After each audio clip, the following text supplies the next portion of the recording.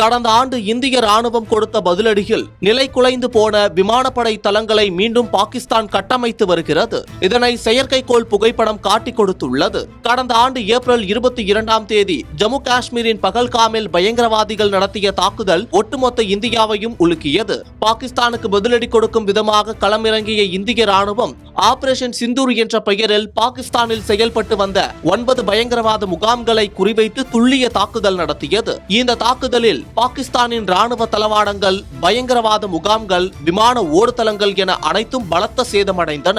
இந்திய ராணுவம் நடத்திய தாக்குதலில் பாகிஸ்தானில் எந்த பகுதியும் சேதமடையவில்லை என பாகிஸ்தான் மறுப்பு தெரிவித்தது. ஆனால் பாகிஸ்தானின் ராணுவ தளவாடங்கள், விமான ஓடுதளங்கள் சேதமடைந்ததை செயற்கைக்கோள் புகைப்படம் காட்டிக் கொடுத்தது.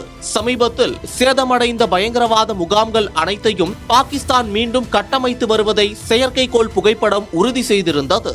இந்த நிலையில் விமானப்படை தளங்கள் அனைத்தையும் பாகிஸ்தான் மீண்டும் சீரமைத்து வருவதாக தகவல் வெளியாகியுள்ளது.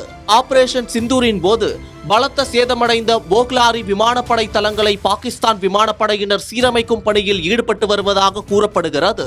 அதற்கான ஆரம்ப கட்ட பணிகளை விமானப்படையினர் தொடங்கியுள்ளனர். அது மட்டும் இன்றி முரிட், சுக்கூர், நூர்கான் ஆகிய விமானப்படை தளங்களிலும் சீரமைக்கும் பணிகள் நடந்து வருவதை செயற்கைக்கோள் புகைப்படம் உறுதிப்படுத்தியுள்ளது.